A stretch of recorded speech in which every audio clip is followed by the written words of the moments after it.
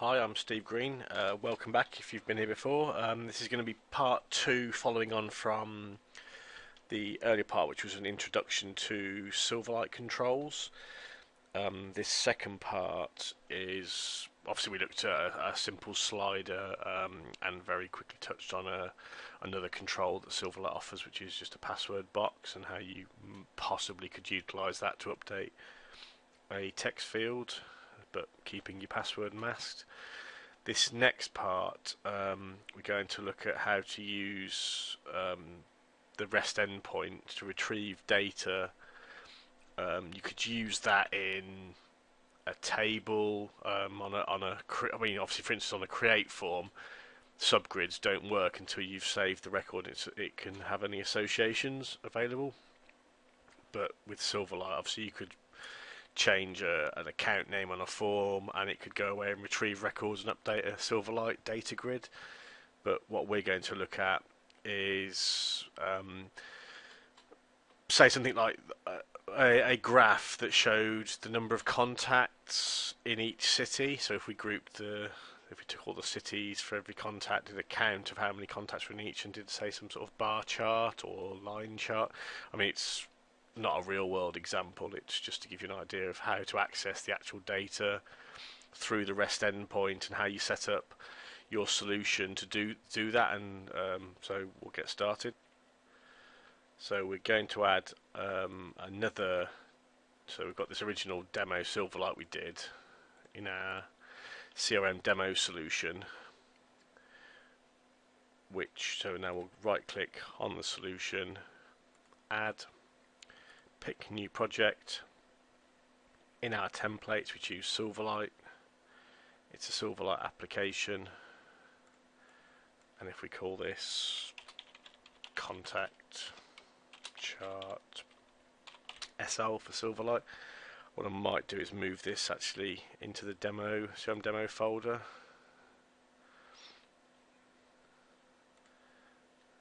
And OK. Again, I won't host it in a website. I mean, you can't test the CRM Silverlight components in a standard website anyway, because they can't access things like the REST endpoint. You can only access from within the context of the form. So if you're not embedded in the CRM form, the REST endpoint things wouldn't function anyway. So it's kind of pointless. It's for sort of standard design of Silverlight. So if I uncheck that and OK, so we get a blank, empty Silverlight solution with a main page XAML. We just close these other tabs. So you probably saw in the previous video what we need to do is register that so that it gets registered with the platform. So if you look under your package references, you won't see that additional reference yet because we've just added the project. We need to right click on references under the package, add reference. I did this wrong in the first video, but I've learnt my lesson. So on the add reference dialog, go to projects. We've got our new contact chart SL project name. If we highlight it, click on add, you'll see once I click OK, now you've got the additional, just shrink that, the additional reference to the assembly. Sorry, let me bring that back up again. And the properties where it's going to show that's the unique name of the Silverlight web resource that will get registered with the platform. So I can minimize those references, right click, deploy.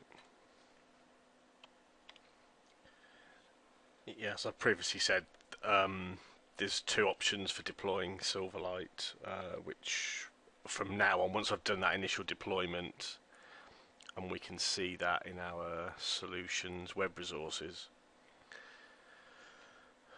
From this point on, obviously, I will just keep this Silverlight component window open. So if I browse to web resources, there's our contact chart Silverlight component that's just got deployed. But for speed, if I keep this window open, I can just browse to the location of the zap file. and update it from there, and then just save and publish, and it sort of 5 to 10 seconds versus 3 or 4 minutes for myself to deploy through Visual Studio. So before I get started, I just wanted to show you some examples of the sorts of components you can sort of generate. One is a particular client I did just a Bing Maps integration for. So this is using the standard. You can go on, if you go and look for Bing Maps Silverlight component, there's an SDK which once you install it you can reference it in your Silverlight toolkit. And on the companies and opportunities, so if I pick any of these, what I've done or did was embed next to the address a Bing Maps Silverlight component. So if I scroll down the form, let me just remove the ribbon bar so I've got a bit more real estate.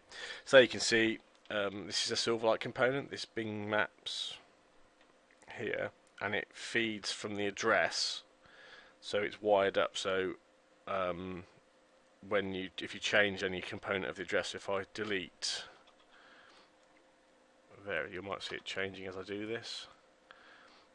So if I say, for instance, put I'll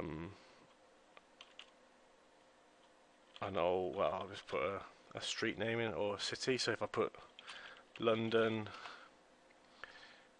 and tab out, it goes to central London. Obviously if I put in a street name, so if I put Hyde Park, tab out, it does a call to the Bing Maps web service and returns a geocode for the location. And obviously if it is interactive, I can click on the map, roll my mouse wheel, I can click and hold and drag around. What I also did was, anytime you click and hold or move the zoom level, it updates this Bing URL, and all you have to do is double click and it renders that as a sort of downloadable, printable map. So if I click, move over here, double click that, it's a map of that region that you can see, but a bigger view. So if I said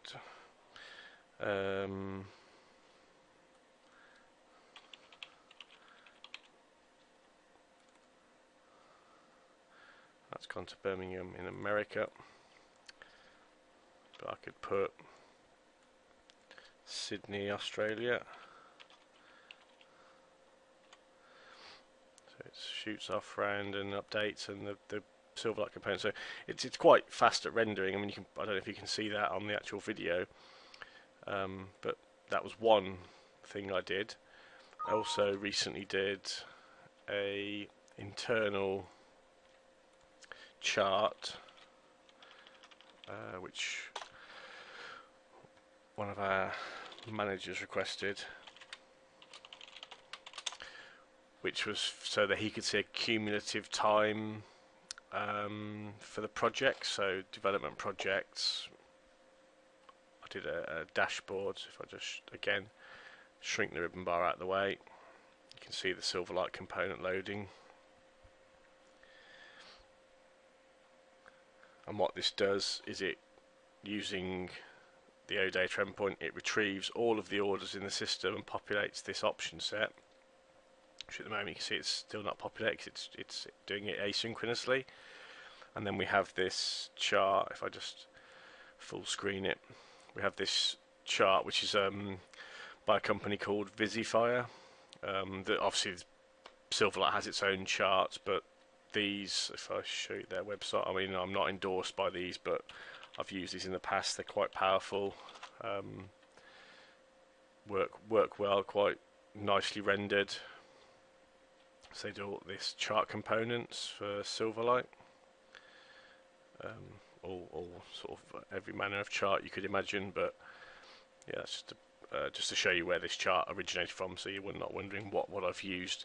But yeah, so if I can pick an order, so a project I worked on back in the summer, I click it, asynchronously it retrieves the data. We've got a custom entity where we log our time that we work on projects against.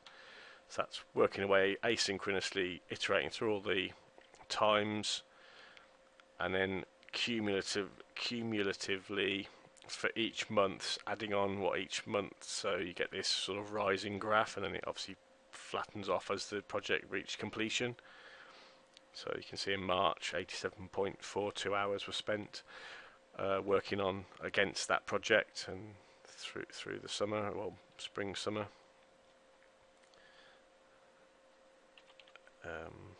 Yeah, so that's just to give you an idea. That's the sort of thing we're going to be doing now, but on some demo data.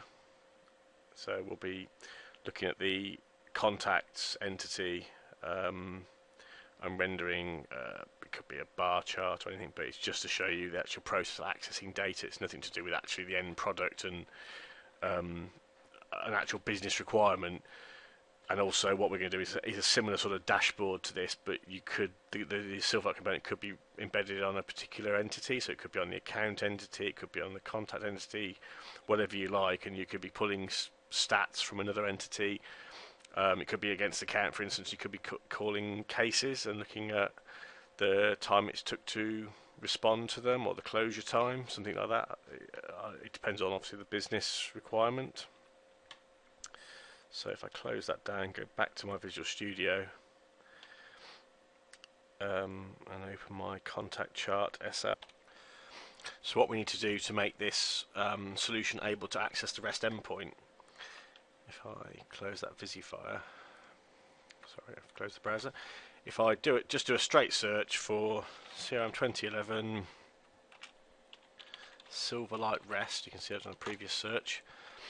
Microsoft have published an MSDN, and there's probably an equivalent TechNet article that looks identical, explaining to you how to reference the OData endpoint, the REST endpoint. But it's not easy reading. Typical Microsoft documentation. It's technically accurate, but it doesn't.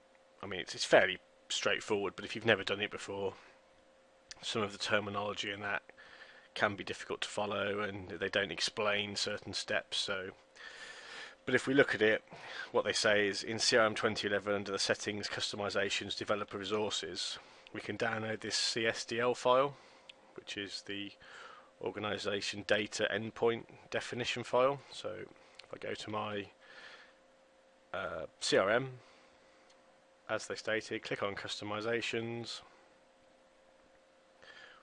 boil an egg whilst we wait, then click on developer resources,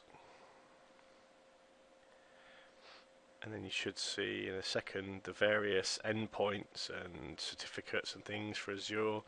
But down the bottom you've got this organization data service, this is the REST endpoint, the OData endpoint, and we can download this CSDL file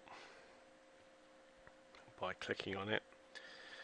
Obviously it prompts, your browser prompts to save this file, so I'm just going to save this. Probably I'll stick it in this CRM demo folder, so in fact I'll stick it actually in the contact chart SL folder in the root of it. It doesn't have to be saved there, you could just save it somewhere. It's only a temporary thing so we can reference it. And then if I go back to my Visual Studio, in my contact chart SL references, I need to add a service reference, and rather than using a URL, we need to actually type the path to the file name. So if I actually go and find it on my D drive, this is just a bit of a tip, you probably know it, so I'm probably stating the obvious. So go into my demo folder, contact chart. There we can see this organization data.csdl file. If I bring up my run command and drag that across, it gives me the path, which is just that saves you some typing and maybe making a typo and wondering why it hasn't referenced it. So I can copy and paste that in, click go. It recognises the definition file, give it a suitable name, I don't know, something like XRM OData or something like that. You can call it whatever you like, really. In fact, no, sorry. What we'll do, we'll call it the same name as the context, so just for clarity to follow their article. So if we call it the same, CRM demo context, which is that's what that CSDL file will tell you. It will say, if your organisation is called Fred, it will be Fred context. So if I OK that, should see it pop in the service references in a second.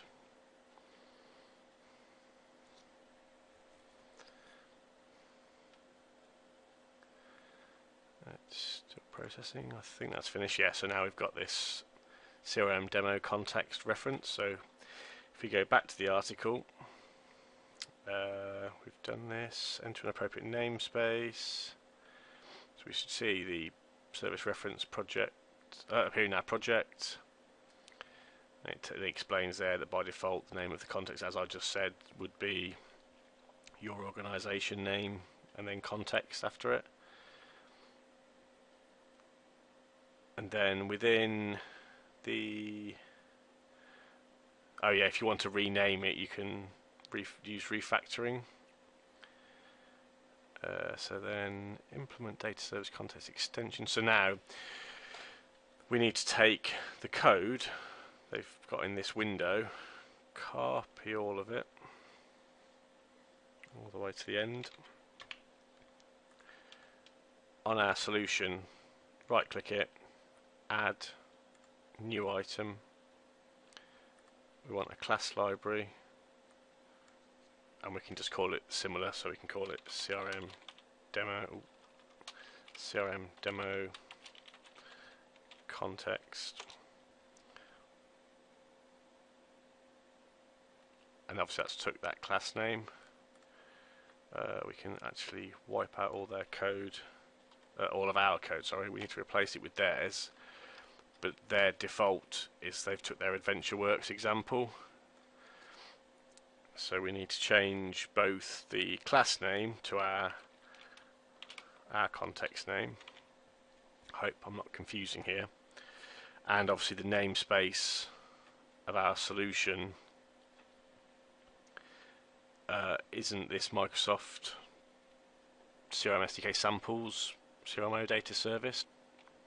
We need that to be the same as our namespace for us. So our solution's namespace is contact chart SL. So if I copy that, go back to that class library we just created and replace that namespace with that and save. So if I go back to the Microsoft article, so we've changed that namespace to our own. We've changed the class name from AdventureWorks cycle context to the same as our exported file, so our CRM demo context. And then within, so I'll show you this, in the service reference, edit the CS file and replace each instance of this. So global system component model, iNotify property changed. So if I go back to my solution, expand, I might have to click on show all files at the top. So we can't expand this CRM demo context. We need to click show all files. And now, now our service reference is expandable, and our reference data service map file, and we can see this reference CS they're mentioning. That's why I say they don't really explain things very well. So if I open that, now we need to do an edit, find and replace, do a quick replace. So paste in what I just copied, which is that semicolon global, etc. And they want us to replace it with this. So if I do a replace all, It'll process for a few seconds. So there we go, 198 occurrences. So I can OK that.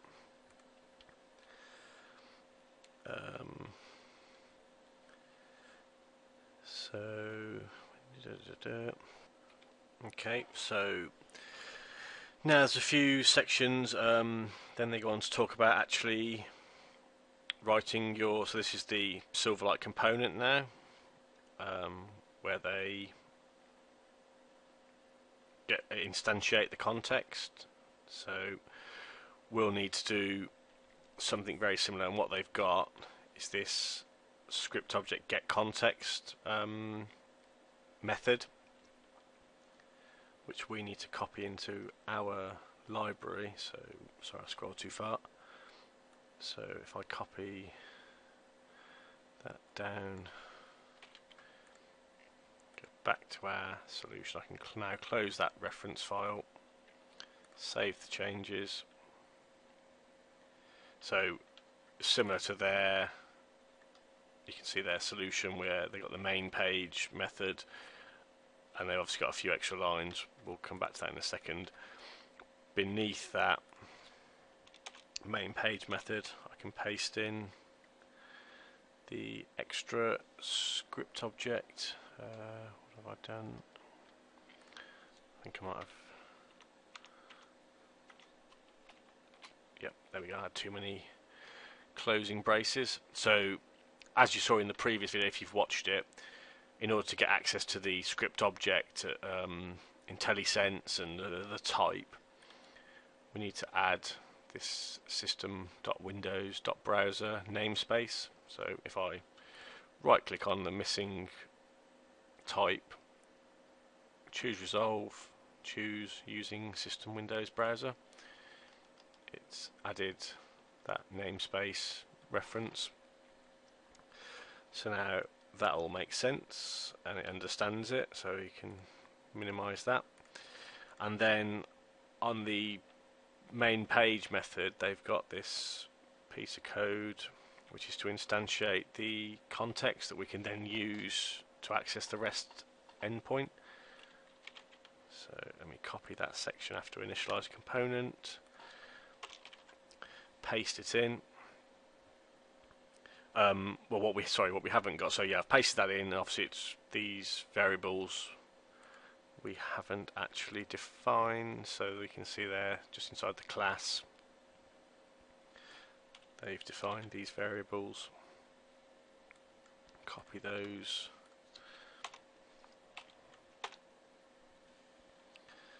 So, and what you can see here is it's moaning because it doesn't understand what CRM context as a type is. And the reason for that, if we look in their explanation for the variable CRM context, and they're saying defaults the name of the CRM organization used to generate the context, and they used in their example, which again they don't really explain. So if you copy and paste and you're not understanding why the IntelliSense isn't working, it's because ours is CRM demo context. So we need to replace that with CRM demo context and that CRM demo context. I've got a conflict. Yeah, sorry, the reason for this conflict is this reference CS file. I think should just be called, the namespace should be just the name of the Silverlight component.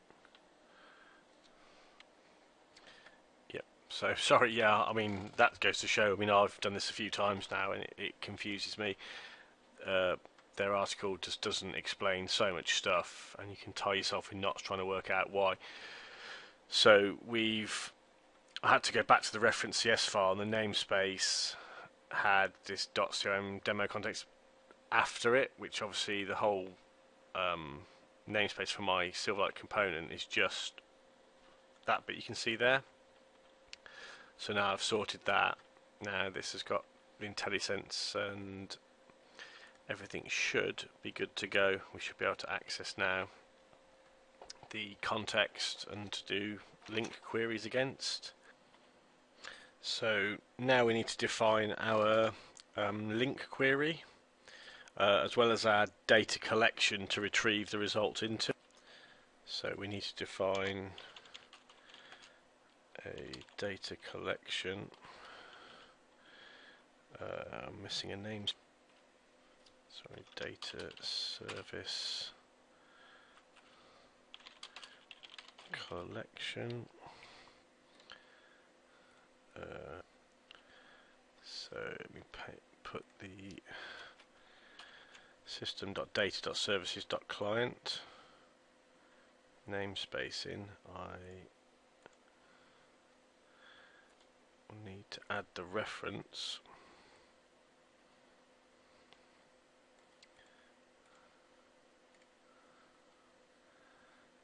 So we should have our collection now. And it's a collection of, we said we'll look at contacts, so we've got our contact early bound type that's come from our CSDL file, and that'll be just a, oh sorry, I need to give it a name. So it's been internal type, so if we just say contacts. So what's that griping about?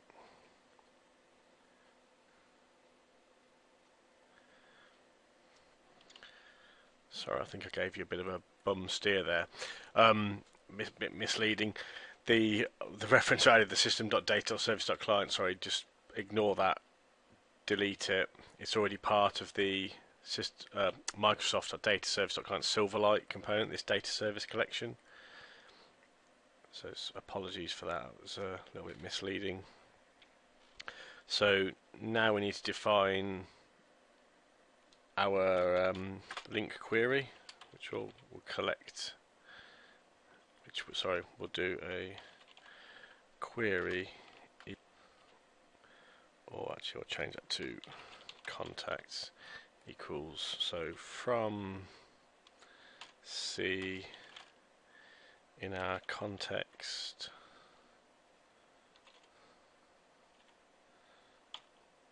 and this is now our data sets, much like you've seen in other videos where I mentioned link.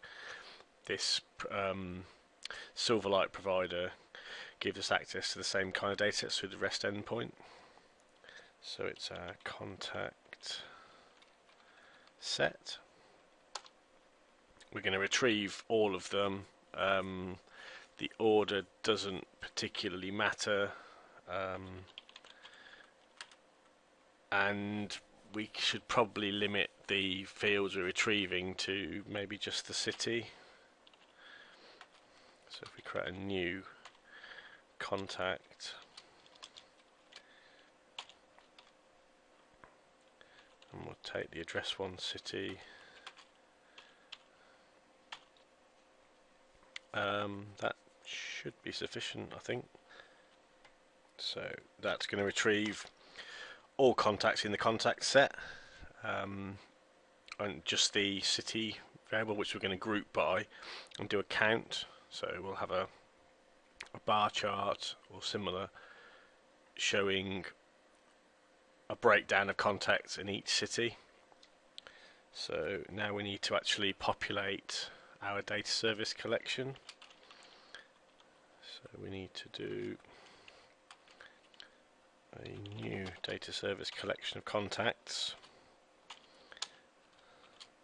wire up our callback, so because this is asynchronous, it'll do the query and it needs a function to call back into. So when it completes the query, what method does it need to call? So we need to wire up an event handler, and it prompts us to press tab to create it. So if we tab twice, it creates the callback method. And then one final step, we need to define the query to load the results from.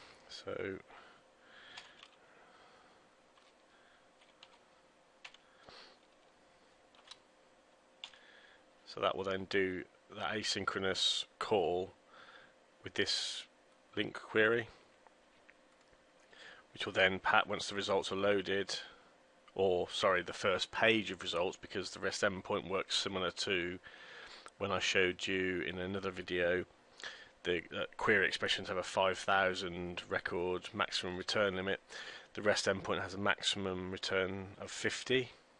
So within our load completed event handler, we need to check if there was an error. If there wasn't an error, sorry. And if not, we need to actually retrieve all of the contacts. So we need to check for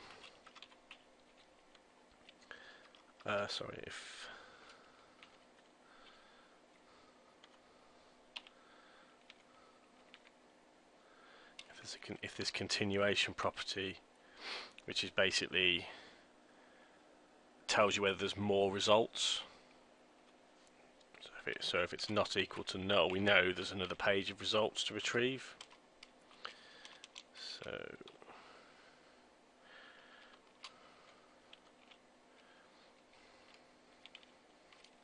we can load the next partial set, and if we sorry, it's a method. So what we can do is keep retrieving the next partial set until obviously this continuation is equal to null, i.e. we've retrieved the last page of results. And then if so, we can process them. So what we'll need to do then is we'll need to do some kind of link group by to group it by the city, and then give us a count of the number of records. We may need to add something like the contact ID, and we'll do a count on the contact ID.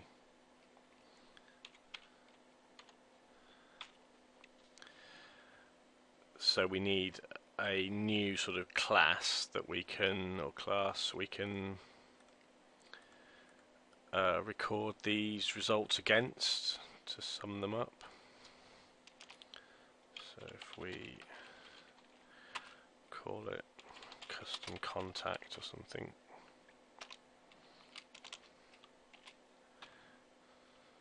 so we'll need a public string city, do a get set modifier, and we're going to store a count of the GUID. So if we set an int count get set,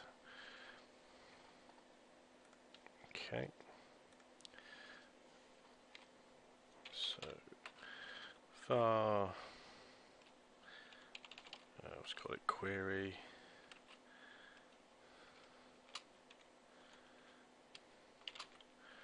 group by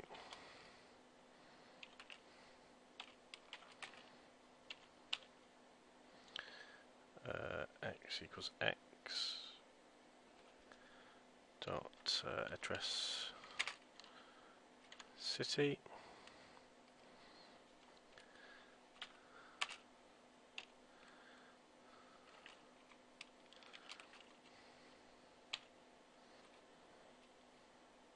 Sorry, it's the contact ID.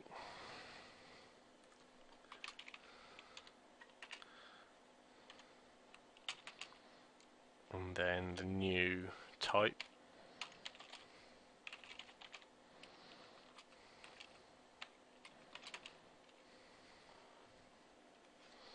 Equals new custom contact.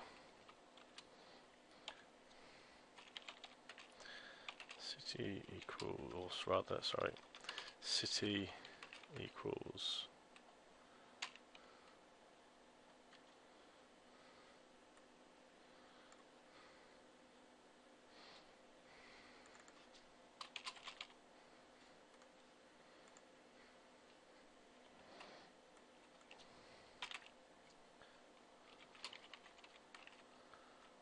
sorry, count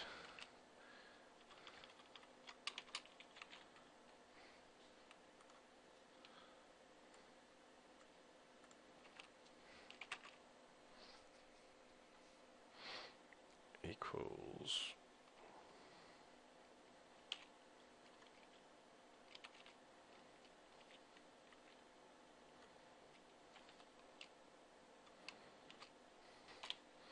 so I've also just put a should be a curly brace.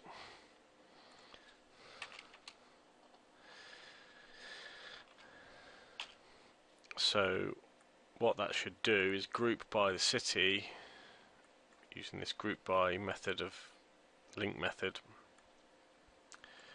and populate these new custom contacts with the city and account of the count property, which is a count of the contact IDs. So now I need to add a reference to my Visifire chart control. So if I browse to it,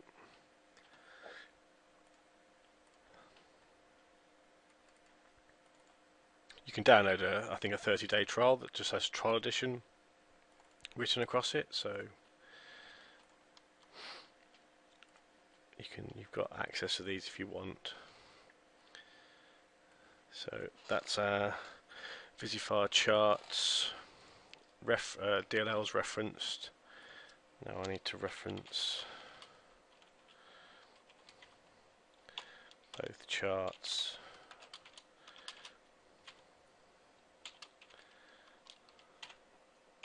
and the commons.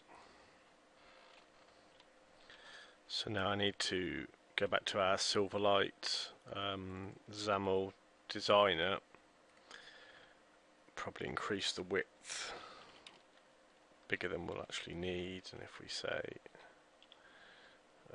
800 high, I mean it's far in excess of what we need.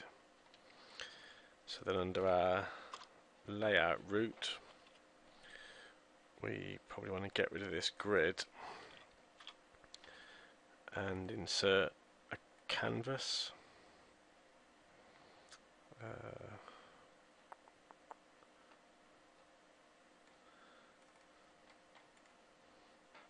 Yeah, so we need a canvas. A closing node. So that's a canvas the size of our design space, which we can give a name to. Ooh. Just call it layout route or something, or even route. And we can, yeah, horizontal alignment's left, the top alignment's top, so it'll go top left. Let me just zoom that out to smaller size so you can see a little bit better. Okay, so now we need to add our Visifire chart. So I've just copied and pasted in, so it's got this Visifire namespace which tells it which assembly to get the Visifire information from. Close off. That's our closing node. So now we can see that's scaled out quite a bit. If I zoom to 66%, so that's just a default. It's got default axes on it because we haven't set up our data source yet. So what I can do now, I'll build it and I'll deploy it and I'll show you it with embedded on the dashboard, or how to embed it on the dashboard. So that's building. That's built. So if I go to our contact chart we left over at open earlier, browse to contact charts, we can see in the bin debug folder the zap file we just built. Obviously it's quite a bit larger than the previous example we did. And if I save, that'll take probably a minute or so. Again, always wait for this upload file to go blank. Okay, that's uploaded. Publish. That's published. So now if I go to CRM, go to our solution and go to dashboards, I can create a new custom dashboard that will house our chart on. So I'll just start with the 2-column, click create, maximize that, wait for that to load. So in this top left corner, if we call this contacts by city, we've got various options for these type of component we want in this corner. So we want to use a web resource. We can browse to our new contact chart Silverlight component, give it a name, it doesn't really matter, just call it chart. Don't need to put a label. OK that. And now we probably want to increase the width to consume more than the space we'll need. Likewise the height, we'll grow it beyond our actual needs. So it's going to be in the top left corner anyway, but we want to give it excessive room so it sort of slides off the side. So if we save and close, publish customizations, give that a few seconds, minimize that, go to our dashboards, change it from the default Microsoft Dynamics CRM overview dashboard, contacts by city, let that load the Silverlight component. So there we can see it's just the default Visifire dashboard at the moment. It will be doing the query, which is the reason for the delay. We just set that as the default dashboard. So now we need to actually bind our chart with the data we've retrieved. So if I go back to Visual Studio, back to our code behind file. Sorry, before we do that, we need to let me just enlarge the size of that. So within our chart component, I need to add a data series. So I've just copied this from a previous solution. The type we're going to render as, we'll do just a standard bar chart. The data source is telling it it's going to be bound to a data source basically, and then you've got these various member names. I mean, I don't want to go into too much detail because this is specific to Visifire's components, where obviously you could be using the standard charts and they'll work slightly different. I just want to give you the idea of how the data gets retrieved. It does all the asynchronous retrievals to get a collection, and then obviously that link group by command produces a sort of collective data set where all the cities will be collected together with a count. So the paths will be as per our new custom class. So we've got city and count. So the label, we want city, and the value is our count property.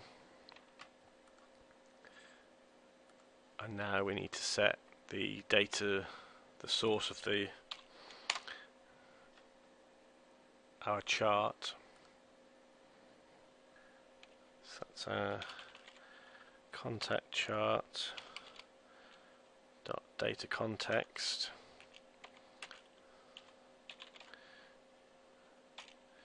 equals our results, which is an enumerable collection. So now if we build that,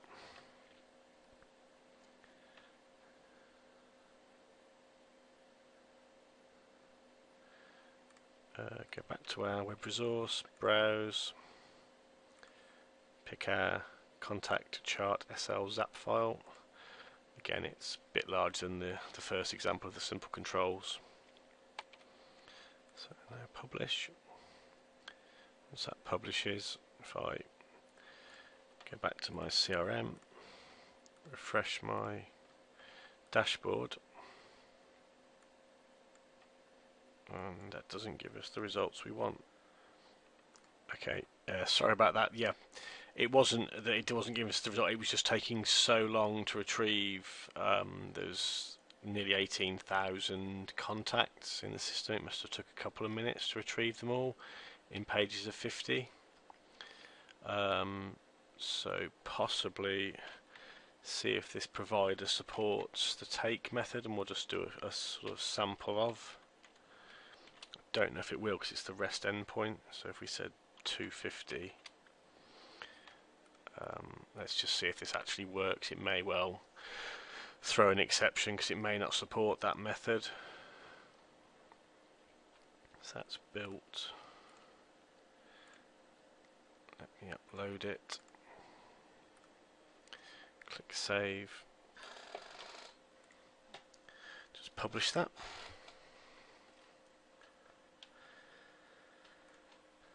Let's try refreshing this contacts.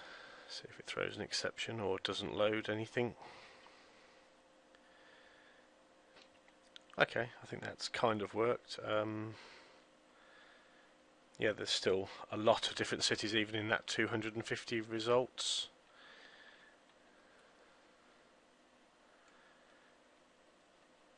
So I may reduce that further. Let's just try 50.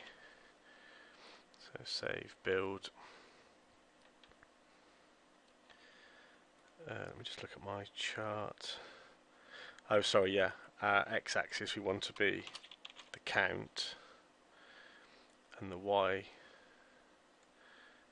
No, sorry, that's right. X-axis, yeah, wanted to be city, and the Y value is the count. Let's just deploy that again.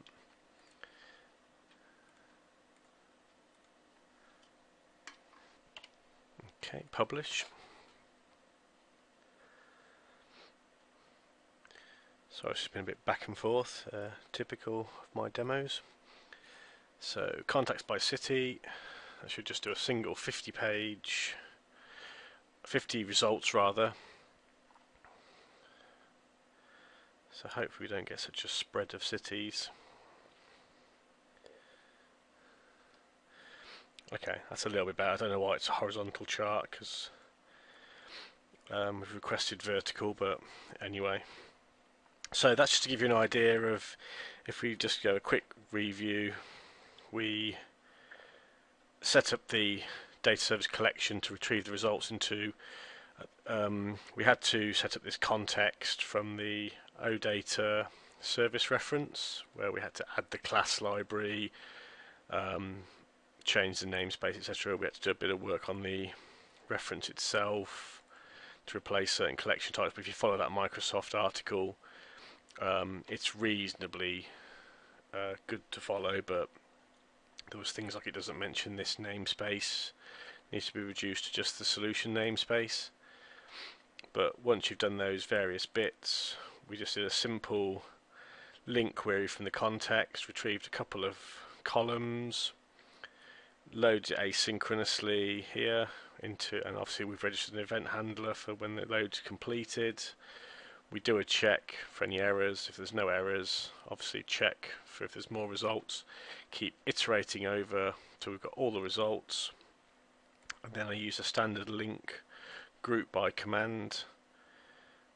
We had to define this custom contact class that just had two public properties, which was the city and the count, and then we just use that group by to populate that. So we've got a collection of those custom contacts. We bound the graph, the chart rather, to that.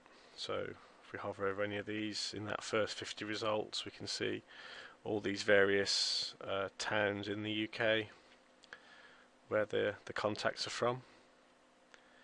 So I hope that made a bit of sense and sort of gave you a bit of an insight into how to access the REST endpoint from your Silverlight components. Obviously you could use this type of chart embedded into a form. It doesn't have to be a dashboard the way I've done here, but it's just a a quick, easy way to deploy it. But thanks very much for watching. Any comments or questions or requests, please feel free to post them below. Thanks and bye.